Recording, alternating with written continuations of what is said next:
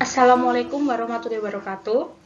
Kami dari kelompok 1 akan mengulas kembali materi yang telah disampaikan oleh Bapak Ananda Setiawan MAK pada matkul Manajemen Keuangan dengan materi tujuan dan fungsi manajemen keuangan. Sebelumnya, perkenalkan anggota dari kelompok kami.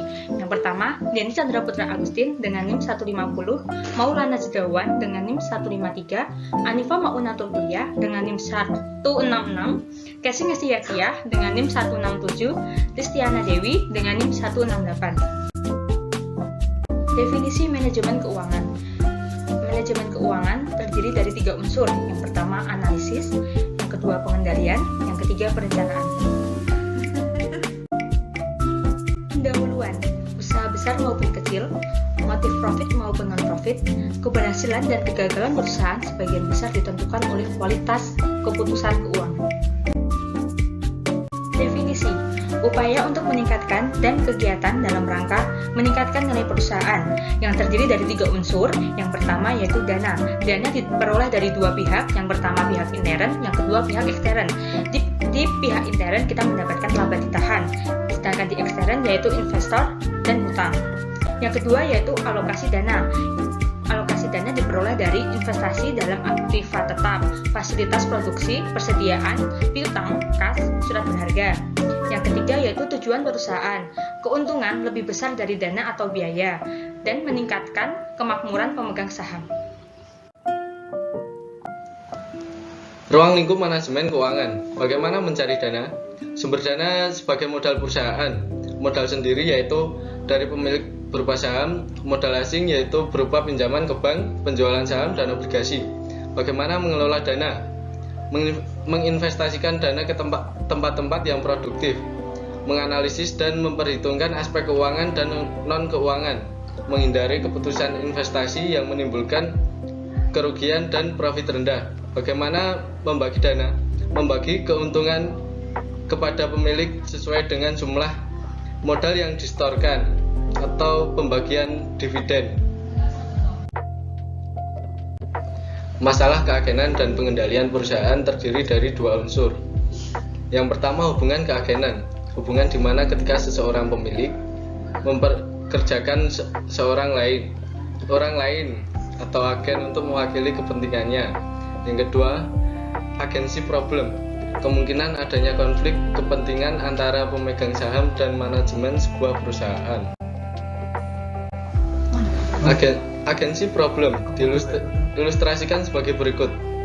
Sebuah perusahaan sedang mempertimbangkan suatu investasi baru. Investasi baru ini diharapkan akan memberikan dampak yang menguntungkan pada nilai saham, tetapi juga merupakan suatu usaha yang relatif beresiko. Pemilik perusahaan akan berkeinginan untuk mengambil investasi ini karena nilai saham akan naik, tetapi manajemen berpikiran sebaliknya karena terdapat kemungkinan bahwa keadaan akan berubah menjadi buruk dan manajemen akan kehilangan pekerjaan. Jika manajemen tidak mengambil investasi tadi, maka pemegang saham mungkin akan kehilangan suatu peluang yang berharga. Manajemen keuangan dan disiplin ilmu yang lain dibagi menjadi 3. Yang pertama akuntansi, kedua ilmu ekonomi, dan ketiga pemasaran dan produksi.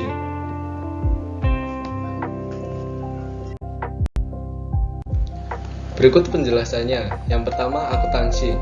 Data-data akuntansi menjadi dasar dari setiap pengambilan keputusan sebagai alat ukur presentasi di masa lalu, menyiapkan laporan keuangan seperti neraca, laporan laba rugi, laporan sumber dan penggunaan modal, bertanggung jawab terhadap validitas dan kualitas data yang digunakan sebagai dasar perencanaan dan nilai pengendalian. Contoh, keputusan investasi jangka pendek dan panjang, keputusan pembiayaan dan penentuan struktur modal yang optimal, identifikasi sumber dan penggunaan dana, keputusan alokasi laba. Kedua, ilmu ekonomi sebagai alat bantu untuk mencapai efisiensi operasi. 2 bidang ilmu ekonomi. Yang pertama mikro, yaitu tingkah laku individu, rumah tangga dan perusahaan. Kedua, makro, yaitu global, swasta, pemerintah, perilaku pasar, kebijakan fiskal, dan tingkat suku bunga kredit. Contoh makro yaitu pemerintah menjual surat berharga, menaikkan tingkat suku bunga deposito untuk mengurangi tingkat inflasi. Mikro mempelajari persaingan dan lingkungan yang berbeda-beda.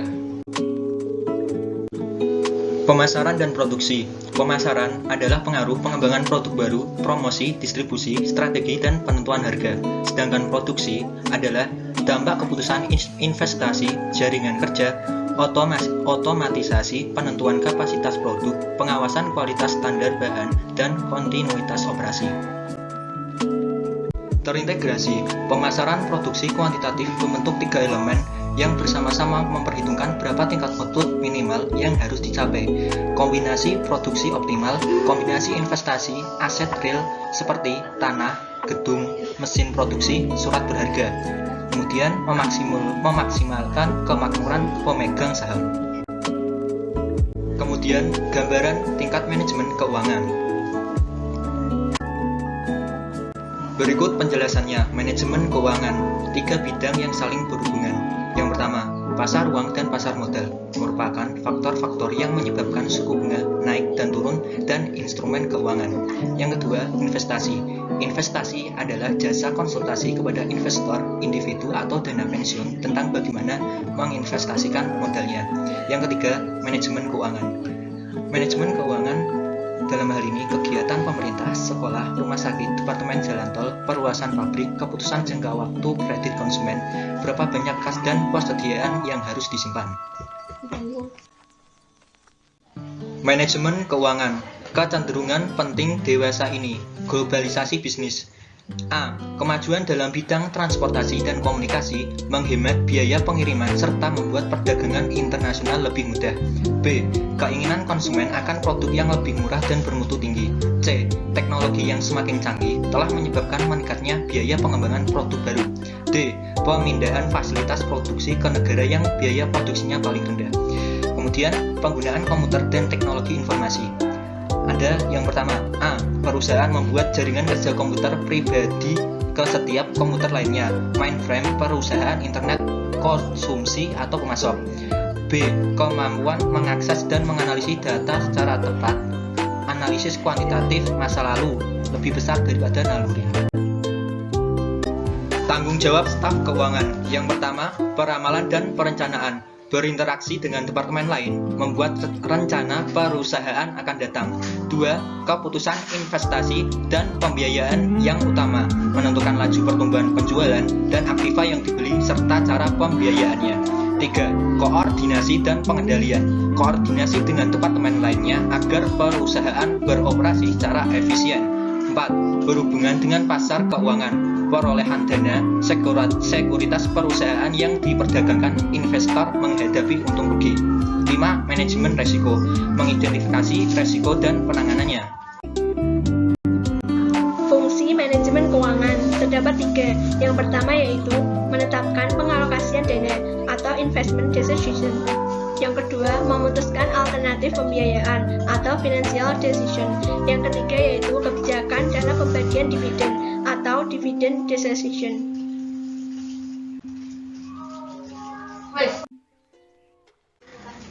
Berikut penjelasannya. Investment decision adalah keputusan yang diambil oleh manajer keuangan dalam pengalokasian dana dalam masa yang akan datang. Keputusan ini akan tergambar dari aktiva perusahaan dan mempengaruhi struktur kekayaan perusahaan, yaitu perbandingan antara current assets dengan fixed assets. Financial decision adalah keputusan manajemen keuangan dalam melakukan pertimbangan dan analisis perpaduan antara sumber-sumber dana yang paling ekonomis bagi perusahaan untuk mendanai kebutuhan-kebutuhan investasi serta kegiatan operasional perusahaan. Keputusan pendanaan akan tercermin dalam sisi pasifa perusahaan yang akan mempengaruhi financial structure maupun critical structure. Dividend decision. Dividen merupakan bagian dari keuntungan suatu perusahaan yang dibayarkan kepada para pemegang saham.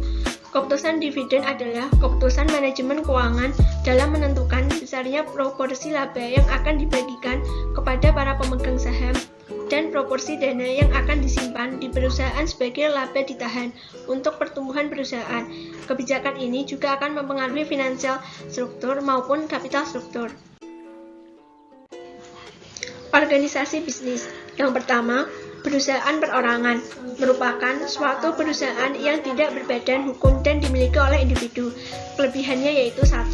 Sangat mudah dan tidak mahal dalam pembentukannya. 2. Hanya sedikit peraturan pemerintah yang mengatur. 3. Dapat menghindari pajak penghasilan perusahaan. Kelemahannya yaitu 1. Sulit untuk memperoleh jumlah modal besar. 2. Kerugian atas tanggung jawab pribadi pemilik. 3. Cenderung umur perusahaan terbatas, batas umur pemilik. Organisasi bisnis yang kedua, persekutuan, merupakan 2 orang atau lebih bergabung untuk menjalankan perusahaan yang tidak berbadan hukum. Kelebihannya yaitu biaya rendah dan mudah membentuknya. Kelemahannya yaitu 1. Umur organisasi yang terbatas. 2. Sulit memindahkan kepemilikan. 3. Sulit memperoleh jumlah modal yang besar. Organisasi bisnis yang ketiga yaitu perseroan merupakan badan hukum yang disahkan pemerintah, memisahkan dan membedakan antara pemilik dan manajer. Memiliki kelebihan yaitu 1. Kepentingan kepemilikan atau mudah dipindahkan. 2. Kewajiban yang terbatas. 3. Mudah memperoleh jumlah modal yang besar. 4. Cenderung bisa mendapatkan akses lebih yang diberikan pemerintah. Kelemahannya yaitu ada 2. 1. Pajak yang dikenakan 2 kali, yaitu laba perusahaan dan pembagian dividen pemegang saham. 2. Banyak persyaratan yang diminta pemerintah dan lebih kompleks. Tujuan manajemen keuangan. Tujuan utama manajemen yaitu memaksimalkan kekayaan pemegang saham. Cara mencapai tujuan utama manajemen tersebut adalah dengan memaksimalkan harga saham perusahaan, dan pada akhirnya memaksimalkan harga saham juga akan meningkatkan kesejahteraan sosial.